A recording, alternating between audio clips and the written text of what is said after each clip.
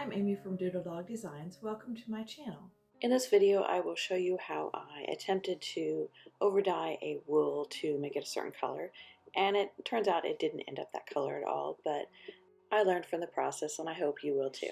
I have this finished hooked rug and I'm going to make it into a pillow, and I don't have quite enough of this red wool to use for the backing, but I do have quite a lot of this red wool, and it's a little bit brighter than the wool used in the hookings. So I'm going to take this to the dye pot, and I'm going to use a little bit of this Cushing's Black Walnut, and I'm not going to use a whole package. I'm just going to use a small amount, and I'll try to get this to be a little bit darker of a shade of red. So I've got the red wool soaking in some water to get it good and wet before I put it in the dye pot. If you've watched any of my dye videos before, you know that I use stainless steel pots and utensils, and these are items that I only use for dyeing. I don't use them for cooking. And I do have a set of tiny measuring spoons. They go down to 1/64 teaspoon. I'll put a link in the description below to these. And I'm going to start out with just using the 1/64 teaspoon of the dye. And I've got here a smaller pot that I'm going to dissolve the dye in. This just makes it easier for me to make sure that I have all of the powder dissolved before I put it into my big dye pot.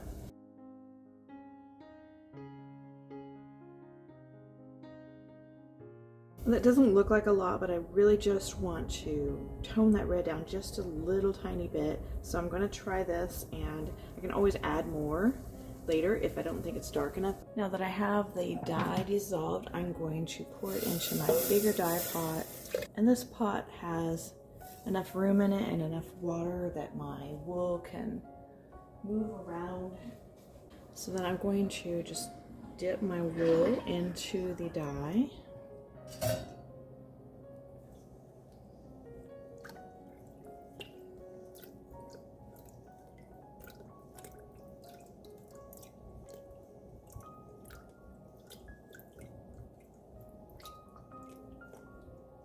Now we'll bring this up to a simmer. I'm just not sure that that is going to be enough, so I've mixed up another 1/64 teaspoon of the dye, and I'm going to pour it in. I think that looks better. So this has been simmering for 20-30 minutes now, and I can definitely tell that the red is not quite so bright as it was. So, and it looks like some of the red dye has come out in the pot too, but that's okay. I am going to let this cool off, and then I will rinse it.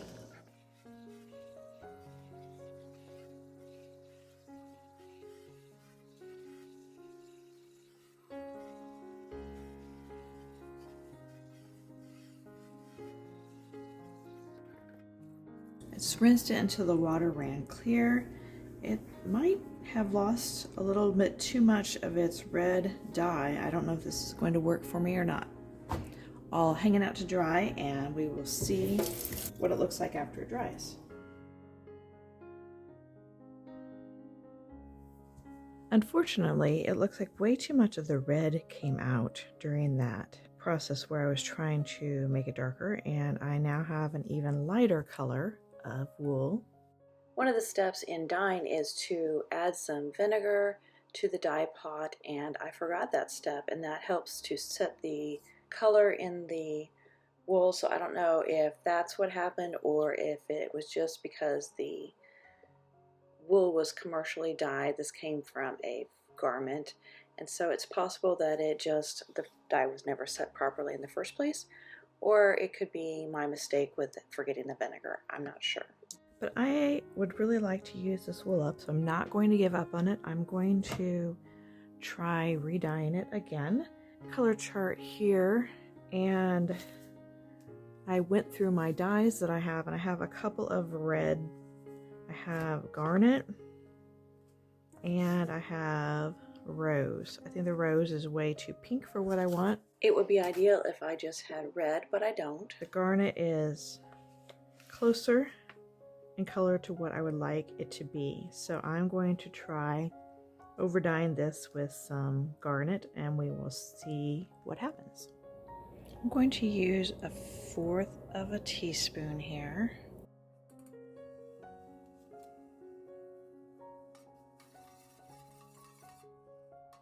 The dye is completely dissolved, so I'm going to pour it into my bigger pot. It's really probably more burgundy than I want, but I'm hoping with the red that's already in the fabric, it will come out to be a color close to what I want. Now, just like I did before, I've got the fabric wet, and I'm going to then put it into the water.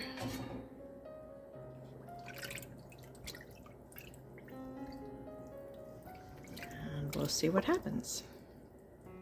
I have overdyed with the Cushing's Dark Walnut before, and on fabric that I had dyed originally, and the color did not come back out of it. I had good success with coming up with a more muted shade.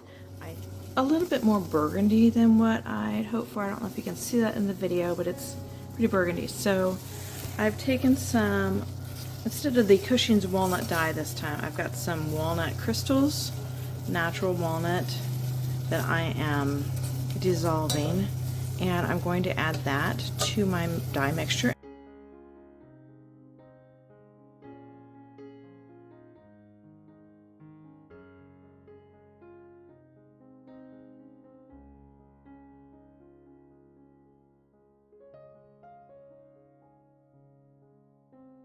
Then I've got my vinegar. I'm going to pour some of that in.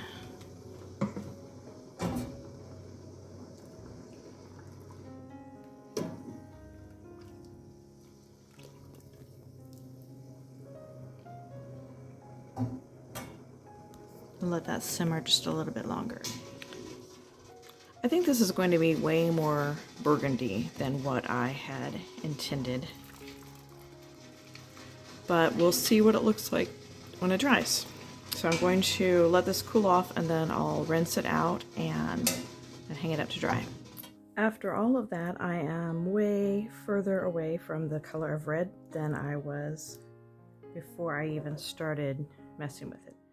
However, this is a nice shade of red, and I'm sure I will find some way to use it. It won't go to waste. And I'm either going to keep on the lookout for more red, or I will maybe just use a natural color backing. Sometimes when you dye in wool, it just doesn't turn out the way that you hope it will, especially if you're doing some over dyeing. When I dye a piece of natural wool and I follow the directions and use the right amount of dye for the right amount of fabric, I consistently end up with the color that I should. However, when I go off onto my own path and try new things, sometimes it doesn't turn out like I hope, but every time I try something, I learn a little bit more, and I always end up with wool that I can use for some project. It just might not be the project that I intended. If you found that helpful, be sure to click the like button and subscribe below. I'll see you next time. Bye.